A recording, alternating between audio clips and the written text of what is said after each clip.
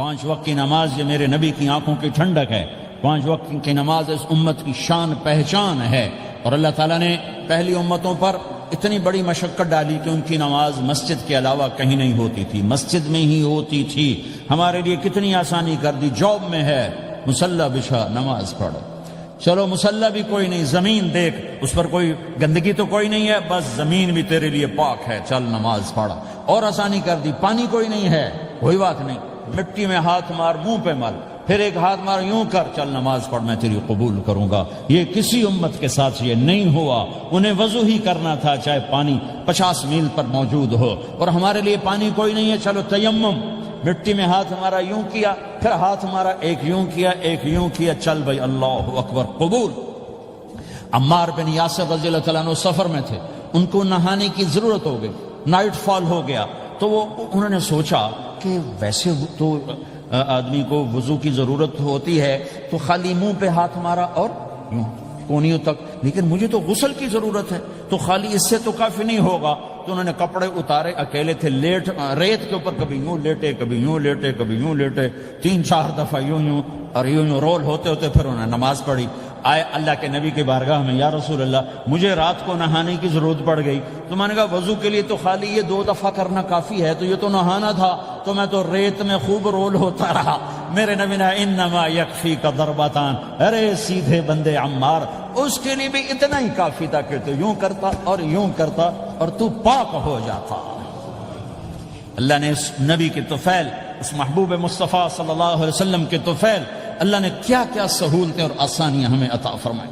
پھر نماز 4 کی 2 رکعت کر دی کہ بھئی تم مسافر ہو 2 پڑھو، روزے میں سفر میں روزہ معاف کر دیا، بعد میں رکھ لینا، بعد میں رکھ لینا، قضا کرنے کا حکم، بالکل چھوڑنے کا نہیں۔ اور کہا کہ بھائی مریض ہو چھوڑ دو، مسافر ہو چھوڑ دو، اور نماز 2 رکعت کر دو، سنتیں چھوڑ دو۔ ابن عمر رضی اللہ تعالیٰ عنہ بیٹھے تھے تو انہوں نے 2 رکعت پڑھ کے بیٹھ گئے، تو ان کے خادم نے کہا سنتیں نفل نہیں پڑھو گے؟ کہا اگر پڑھنا تو 4 فرض پڑھتا میں، میرے اللہ نے معافی دے دی تو میں کیوں پڑھوں؟ میرے نبی نے سفر میں سنتیں نہیں پڑھی کبھی، اپنی امت کو سہولت دینے، فجر کی سنتیں 2 پڑھتے تھے، اس کے علاوہ سنتیں نہیں پڑھی تاکہ میری امت کو سہولت ہو، آسانی ہو۔ ایک دفعہ بارش ہو رہی تھی اور کوئی جگہ نہیں تھی نماز پڑھنے کے لیے، تو آپ نے اپنی اونٹنی کو آگے کیا اور اس پر بیٹھ گئے، بیٹھے ہی تھے، پیچھے صحابہ نے اونٹنیوں پر ہی صفیں بنائیں، اور یہ نماز اونٹنی پہ بیٹھ کر ادا کی گئی۔ بارش کے اندر نماز اونٹنی کے اوپر نماز بھی ہو گئی، رکوع بھی ہو گیا، سجدہ بھی ہو گیا، سلام بھی ہو گیا۔ پہلی امتوں کے لیے نہیں تھا، سجدہ ہی کرنا پڑے گا۔ یہ اللہ کے محبوب مصطفیٰ صلی اللہ تعالی علیہ وسلم کی طفیل، میرے اللہ نے ہم پہ فضل و احسان کیا، تو میرے نبی کی زندگی میں عبادات میں نماز سب سے اعلیٰ نظر آتی ہے، سب سے نمایاں نظر آتی ہے۔ اور پھر بازار میں، گھر میں، دفتر میں، ماحول میں میرے نبی کے اخلاق، یہ زندگی کا دوسرا روشن پہلو ہے۔ میرے نبی کی ساری زندگی 2 لفظوں میں آتی ہے، عبادت اخلاق، عبادت اخلاق، یا 2 اور لفظ، حقوق اللہ، حقوق العباد، حقوق اللہ، حقوق العباد۔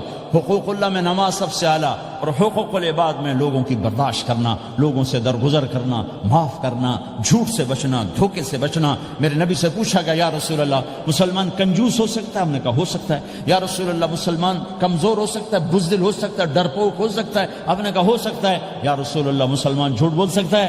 آپ نے کہا نہیں، جھوٹ نہیں بول سکتا، جھوٹ نہیں بول سکتا۔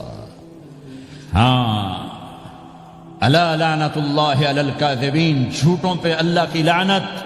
اس لعنت کے ساتھ 400 پاؤنڈ بچا لیے، 4000 بچا لیے، 4 ملین بچا لیے، 4 بلین بچا لیے، 4 ٹریلین بچا لیے، ساری دنیا کو بچا لیا، اور اوپر اللہ کی لعنت پڑی تو اللہ کی قسم گھاٹے کا سودا ہے۔ اور سچے ہو گئے، سچ بولا، یہ میں 100 پاؤنڈ کماتا ہوں، لے لو جو لینا ہے اس میں سے، یہ میں 1000 پاؤنڈ کماتا ہوں، لے لو جو لینا ہے، یہ میں 50,000 پاؤنڈ کماتا ہوں، لے لو جو لینا ہے۔ کہ مسلمان کی زبان سے جھوٹ نہیں نکلتا، سچ ہی بولتا ہے۔ آپ تشریف لے جا رہے ہیں، ایک آواز ہے یا رسول اللہ، آپ نے یوں دیکھا، کوئی نظر نہیں آیا، پھر آواز ہے یا رسول اللہ، تو آپ نے دیکھا کہ ہرنی ڈیئر چھوٹی وہ کھڑی ہوئی، رسی میں بندھی، تو آپ نے کہا کیا ہوا؟ کہا جی آپ کا صحابی مجھے پکڑ کے لایا ہے، میرے چھوٹے چھوٹے بچے بھوک سے رو رہے ہوں گے، آپ مجھے چھوڑ دیں، میں بچوں کو دودھ پلا کے واپس آ جاتا، مجھے پتا ہے میرے اللہ کی تقدیر میرے بارے میں کیا ہے۔ تو آپ نے کہا اگر تو واپس نہ آئی تو پھر تو اس نے کہا مجھے اللہ جہنم میں ڈال دے. آپ نے اس کی رسی کھول دی, خود وہیں بیٹھ گئے. اس نے دوڑ لگائی اور پہاڑوں میں گم ہو گئی. تھوڑی دیر کے بعد وہ دوڑتی ہوئی آئی اور آ کے سر یا رسول اللہ میں حاضر ہو گیا. تو آپ نے اس کو باندھ کے وہیں آپ بیٹھ گئے نہیں. دیر کے بعد وہ صحابی آئے جنہوں نے اس کو شکار کیا تھا, پکڑا تھا. تو کہنے لگے, ان کا یا رسول اللہ آپ یہاں کیسے؟ کہ میں ایک درخواست لے کر آیا ہوں. کیا؟ کہ یہ ہرنی مجھے ہدیہ کر دو. کہ یا رسول اللہ سب کچھ آپ کا ہے, یعنی بس یہ ہدیہ کر دو. یا رسول اللہ حاضر. تو آپ نے اس کو لے کر رسی اس کی گردن سے نکالی کہ جا بچی اپنے بچوں کے پاس جا کے خوشی منا. سچ نجات دیتا ہے اور جھوٹ ہلاک کرتا ہے. ایک ہرنی جان کی بازی کھیل گئی سچ بولنے کے لیے. تم چند پونڈوں پہ جھوٹ بولتے ہو, ایمان کو برباد کر کے رکھ دیتے ہو. مسلمان جھوٹ نہیں بولتا, مسلمان دھوکہ نہیں دیتا, مسلمان کی زبان سے سخت بول نہیں نکلتا, کسی کو بے عزت نہیں کرتا, کسی کو کی بے اکرامی نہیں کرتا, کسی کا دل نہیں توڑتا, کسی کو ذلیل نہیں کرتا, خود سہتا ہے, اوروں کو خوشیاں دیتا ہے, خود دکھ سہتا ہے, اوروں کو راحت دیتا ہے, خود تکلیف سہتا ہے. یہ میرے نبی کے اخلاق ہیں, یہ میرے نبی کی زندگی ہے, اور یہ اسلام کا سب سے بڑا چیپٹر ہے, وہ سب سے مشکل چیپٹر ہے. جب میرے نبی نے لمبی نمازیں پڑھی تو اللہ نے روک دیا کہ میرے حبیب ما انزلنا علیک القرآن لتشقى, اتنی لمبی نماز نہ پڑھ کے تو تھک جائے. میرے نبی نے تبلیغ میں زور دکھایا تو اللہ نے روک دیا, فلتذهب نفسك علیہم حسرات. میرے نبی اتنا غم نہ کر کے آپ خود ہی آہیں بھرتے بھرتے آپ مر جائیں. میرے نبی نے مال سارا خرچ کیا, اللہ نے اس سے بھی روک دیا. ولا تبسطها كل البسط فتقعد ملوما محسورا. اتنا خرچ نہ کریں کہ آپ خود پھر دکھی ہو کے بیٹھ جائیں. خرچ کرنا بہت بڑا عمل, تبلیغ سب سے سارے عملوں کا سردار عمل. تبلیغ سے بڑا کوئی کام ہوتا تو اللہ نبیوں کو دیتا. اگر تبلیغ سے بڑھ کر کوئی کام ہوتا تو اللہ نبیوں کو دیتا. گشت سے بڑھ کر کوئی محنت ہوتی تو اللہ نبیوں کو دیتا. 950 سال نوح علیہ السلام گشتی کر رہے ہیں, اور اللہ کی مان لو. اتنا عظیم عمل کا میرے نبی درمیانہ نماز سب سے بڑی عبادت, میرے نبی درمیانہ کام. لیکن جب میرے نبی نے اخلاق اچھے کیے, دشمن کو معاف کرنا. تو ایک آدمی آپ سوئے ہوئے تھے, آپ کی تلوار لٹکی تھی, ایک آدمی آیا, اس نے آپ کی تلوار اتاری اور یوں ماری پسلی میں. آپ اٹھ کے بیٹھ گئے. اب وہ قتل کے ارادے کے لیے آ چکا ہے اور تلوار یہاں ہے. کہتا من یمنعک منی, اب بول تمہیں کون بچائے گا؟ تو آپ نے مسکراتے ہوئے کہا اللہ. تو اس کے ہاتھ سے تلوار گر پڑی. تو آپ نے اٹھا لی, آپ نے یوں سیدھی کی, اب تو بچا, تجھے کون بچائے گا؟ وہ کہنے لگا مجھے تو ہی بچائے گا. وہ تو اللہ کو جانتا نہیں تھا. کہ بابا مجھے تو ہی بچائے گا. تو آپ کہتے ہیں اس کا سر اڑا دو, یہ نبی کو قتل کرنے آیا ہے. میرے نبی نے فرمایا کلمہ پڑھتے ہو؟ کہ نہیں پڑھتا. کہ جاؤ معاف کیا. یہ میرے نبی کے اخلاق ہیں. 20 سال جنہوں نے قتل کے منصوبے بنائے, مکہ والے. جب آپ مکہ میں فاتحانہ داخل ہوئے, ابو سفیان سب سے زیادہ آپ کو دکھ پہنچانے والوں میں پیش. تو آپ نے ابو سفیان کو عزت دی. جو ابو سفیان کے گھر میں داخل ہوگا اس کو کچھ نہیں کہا جائے گا. آپ تو ابو سفیان کو بلا کے سولی پہ لٹکاتے, اور آپ کہہ رہے ہیں جو ابو سفیان کے گھر میں جائے گا اسے کچھ نہیں کہا جائے گا, جو بیت اللہ میں ہوگا اسے کچھ نہیں کہا جائے گا. سارا مکہ سامنے, آپ یوں بیت اللہ کا دروازے پر یوں دونوں ہاتھ ایسے ٹکا کے کھڑے تھے. پھر آپ نے کہا میں کیا کروں گا اب تمہارے ساتھ؟ تو سہیل بن عمر نے کہا آپ کریم ہیں, کریم کے بیٹے ہیں. تو آپ نے کہا جاؤ میں نے معاف کیا. یہ اخلاق آج مٹ چکے ہیں. مردوں سے, عورتوں سے, علم والوں سے, خانقاہ والوں سے, تبلیغ والوں سے, سب زیرو ہوئے پڑے ہیں. جب تک یہ اخلاق زندہ نہیں ہوتے اسلامی زندگی قائم نہیں ہو سکتی, اسلامی معاشرت قائم نہیں ہو سکتی. اور دین 2 چیزوں سے آگے پھیلتا ہے, ایک دعوت اور ایک اخلاق. دعوت اور اخلاق. دعوت نہیں ہوگی تو اخلاق وہیں پڑے رہ جائیں گے. اخلاق نہیں ہوں گے تو دعوت کوئی قبول نہیں کرے. میرے نبی نے کتنے معجزے دکھائے مکے میں, نہیں کلمہ پڑھا. بدر میں ان کے 70 مارے گئے, فرشتوں کو دیکھا, جبریل کے گھوڑے کی آواز سنی, کلمہ نہیں پڑھا.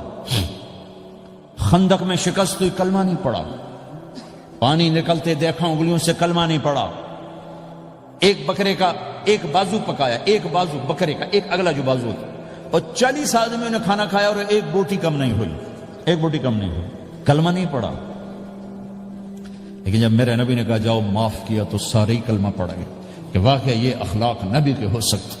حنین کی جنگ میں جب بھاگے لوگ، شکست ہوئی، تو ایک صحابی کا بھاگتے ہوئے پاؤں ہمارے نبی کا پاؤں پر آیا، اور جوتا سخت تھا، تو آپ نے کہا اوجعتنی، اور آپ کے ہاتھ میں چھڑی تھی، آپ نے اس کو یوں ماری، اوجعتنی، ارے تو نے مجھے کتنا زیادہ درد پہنچایا، دکھ پہنچایا. وہ بیچارے پگھل کے رہ گئے اور پریشان ہو گئے، اور فرماتے ہیں سارا دن میں پریشان، ساری رات پریشان کہ اللہ کے نبی کو میں نے تکلیف پہنچائی، اب میرا کیا بنے گا.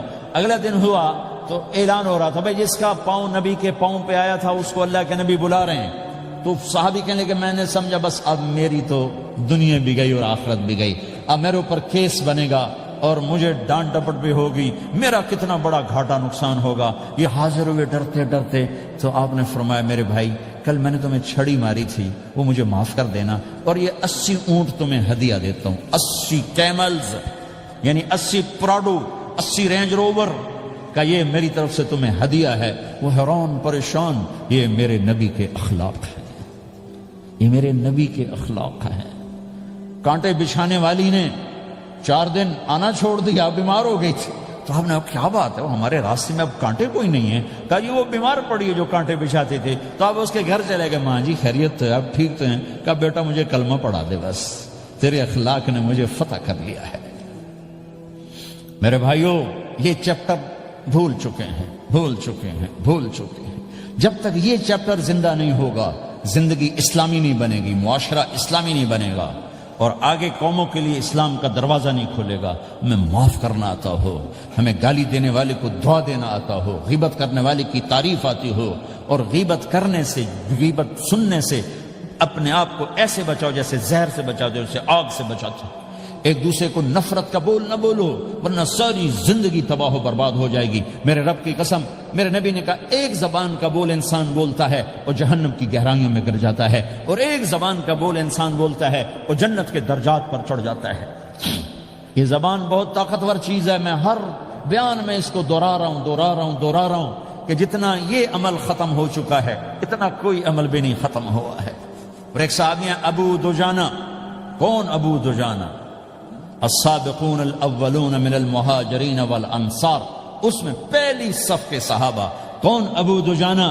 جب آپ حج پر گئے تو اپنی جگہ مدینے کا امیر ابو دجانہ کو بنایا. ابو دجانہ حج میں شریک نہیں ہوئے کہ آپ نے اپنی جگہ ان کو اپنا نائب بنا کے وہاں کھڑا فرمایا ابو دجانہ میری جگہ پر مدینے کا امیر ہے. یہ وہ ابو دجانہ ہیں.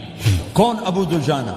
جو جنگ بدر سے لے کر آخری حج تک ہر سفر میں شریک ہیں، ہر سفر میں شریک ہیں. ان کی ایک بات میں بتانا چاہتا ہوں، پہلے تھوڑی سی ان کی ہسٹری بتانا چاہتا ہوں. کون ابو دجانہ؟ احد کی جنگ میں آپ نے تلوار اٹھائی. کہ اس تلوار کو کون لے گا؟ کئی صحابہ کھڑے ہو گئے. آپ نے کہا اس تلوار کا حق کون ادا کرے گا؟ سارے بیٹھ گئے. 3 آدمی کھڑے رہے، ایک زبیر بن عوام، ایک عمر بن خطاب، ایک ابو دجانہ. ان کا نام ہے سماک بن خرشنہ. سماک بن خرشنہ ان کا نام ابو دجانہ سے مشہور ہے. تو آپ نے تلوار نہ عمر کو دی، نہ زبیر کو دی، ابو دجانہ کو دی.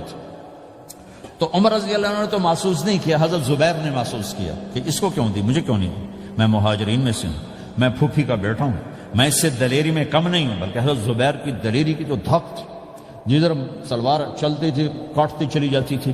کہنے کہ میں دیکھوں گا یہ کیا کرتا ہے. تو ابو دجانہ کے پیچھے پیچھے زبیر ہو لیے. تو ابو دجانہ نے جو حملہ کیا تو 3000 کا لشکر تھا، اس کو چیر کے پار نکل گیا، پورے لشکر کو کاٹ کے پار نکل گیا. اور آگے عورتیں کھڑی تھیں جو مکے کے لشکر کو تیار کر رہی تھیں. نحن بنات طارقی نمشی علی النمارقی مشی القتل بوارقی المسک فی المخالقی المسک فی المفارقی والذر فی المخالقی ان تقبلوا نعانقی وتدبروا نفارقی فراق غیر وامقی. یہ گانا گا رہی تھی اور ان کو تیار کر رہی تھیں. تو جب ابو دجانہ کی تلوار نظر آئی تو سب بھاگی. ہندا پکڑی گئی تو آپ نے یوں اپنی تلوار ہندا کے سر پر رکھی، انہوں نے چیخ ماری، تلوار ہٹا لی. تو زبیر پیچھے پیچھے کہ کیا کیا ہے؟ جنگ میں اگر کوئی عورت حصہ لے اسے مارنا جائز ہے، ویسے جائز نہیں ہے. عورت کو، بچے کو، بوڑھے کو ہاتھ لگانا جائز نہیں ہے. تو انہوں نے کہا تلوار کیوں نہیں چلائی؟ کہا میرے محبوب کی تلوار ہے، عورت کے خون سے رنگین کر کے اس کی شان نہیں گھٹانا چاہتا، یہ میرے نبی کی تلوار۔ پھر واپس ہوئے، پھر اٹیک کیا اور پھر مجمع کو چیر دیا۔ سامنے ایک آدمی آ رہا تھا ہاتھی کی طرح، اتنا لمبا موٹا تازہ، تو زبیر کہنے لگے میرے جی میں آیا کبھی اس کی ٹکر ہونا پھر میں دیکھوں ابو دجانہ کیا چیز ہے۔ تو اللہ کا کرنا ایسا ہوا، ابو دجانہ دونوں آمنے سامنے ہو گئے۔ تو وہ ایسے شاہ سوار تھے کہ دونوں طرف کے لشکر ذرا تھم گئے اور وہ دونوں بھڑ گئے۔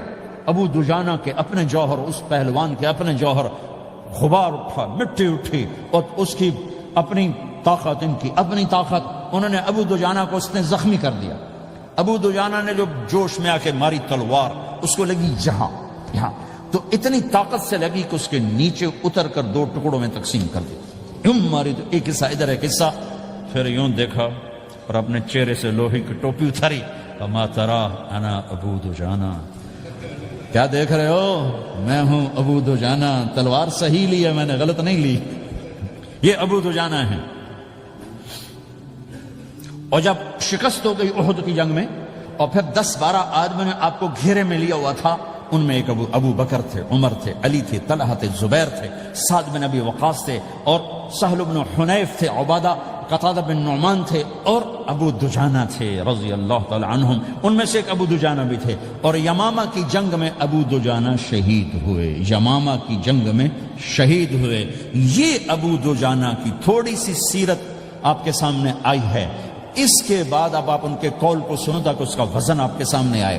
یہ بدر کے شریک ہیں، اللہ کے نبی نے کہا بدر کا صحابی جو مرضی کرے بخشا گیا۔ یہ صلح حدیبیہ کے شریک ہیں، اللہ نے قرآن میں کہا لقد رضی اللہ، میں ان سے راضی ہو گیا۔ یہ صحابی ہیں، اللہ نے کہا کلا وعد اللہ الحسنی، اے میرا نبی تیرے ہر صحابی کے لیے جنت کا وعدہ ہے۔ اور اب یہ کیا کہتے ہیں؟ یہ کیا کہتے ہیں لوگو؟ ان ارجع عملی عند، لوگو میرے پاس ابو دجانہ، میرے پاس بخشش کا سب سے بڑا عمل جانتے ہو کیا ہے؟ بدر نہیں، احد نہیں، حدیبیہ نہیں، خندق نہیں، خیبر نہیں، فتح مکہ نہیں، آخری حج نہیں، کیا ہے؟ کیا ہے لوگو؟ ان ارجع عملی عندی، میرے پاس آخرت میں بخشش کا سب سے بڑا عمل بس ایک ہے کہ ما آذیت احدا بلسانی، میں نے اپنی زبان سے کبھی کسی کو دکھ نہیں پہنچایا۔ ولا اجد فی قلبی غلا لاحد، اور میرے دل میں کسی کے لیے بغض کوئی نہیں ہے، بس یہ میری بخشش کا عمل ہے۔ تو بھائیو، نبی کے اخلاق میں 2 چیزیں لے لو، ایک زبان سے کسی کو دکھ نہ دو، ایک دل میں کسی کا بغض نہ رکھو۔ اللہ کی قسم بغیر حساب کتاب کے جنت میں جاؤ گے۔ بڑے بڑے جنید بغدادی اور بڑے بڑے معرفت والے تمہیں دیکھتے رہ جائیں گے، تمہاری رفتار اتنی تیز ہوگی کہ تمہیں وہی پکڑ سکے گا جس کا یہ 2 عمل تم سے زیادہ اچھا ہوگا۔ جس روڈ پہ رش ہوتا آپ وہاں سے گاڑی ہٹا لیتے ہو، ادھر نہیں جانا، ادھر رش ہے، وہ سائن وغیرہ آپ کو آ جاتے ہیں کہ ادھر بلاک ہے، ادھر نہیں جانا، ادھر جانا ہے۔ تو جہاں روڈ پہ رش ہوتا ہے تو قیمتی سے قیمتی گاڑی کی رفتار بھی آہستہ ہو جاتی ہے، اور جہاں روڈ خالی ہوتا ہے تو پرانی گاڑی بھی بھاگے جا رہی ہوتی ہے۔ ہمارے یہاں پرانی گاڑی ہوتی ہے نا، پرانی بسوں کے پیچھے لکھا ہوتا ہے نہ انجن کی خوبی نہ ڈرائیور کا کمال، خدا کے سہارے چلی جا رہی ہے۔ اور جس کے پاس ایسی گاڑی ہو، نہ انجن کی خوبی نہ ڈرائیور کا کمال، تو اگر اس کو روڈ خالی مل جائے تو وہ تو مرسیڈیز والے سے پہلے پہنچے گا، رینج روور والے سے پہلے پہنچے گا، بینٹلی والے سے پہلے پہنچے گا، رولز رائس والے سے پہلے پہنچے گا، جو وہ تو پھنسی کھڑی اور اس کا روڈ ہی خالی ہے۔ تو میرے بھائیو، یہ میں ایک مثال دیتا ہوں، عبادات کی روڈ پہ بہت رش ہے، نمازی بے شمار ہیں، روزے دار بے شمار ہیں، عمرے والے بے شمار ہیں، حج والے بے شمار ہیں، اور تہجد گزار بے شمار ہیں، علماء بے شمار ہیں، حافظ بے شمار ہیں، ذکر والے بے شمار ہیں، بہت رش ہے، تبلیغ والے بے شمار ہیں، لیکن جو اخلاق والا روڈ ہے نا، یہ خالی پڑا ہے۔ اس پہ موٹر زوکی پہ چڑھ کے آ جاؤ تو سب سے آگے نکل جاؤ، سائیکل پہ چڑھ کے آ جاؤ تو سب سے آگے نکل جاؤ، کہ روڈ ہی خالی ہے، اخلاق کا روڈ خالی ہے۔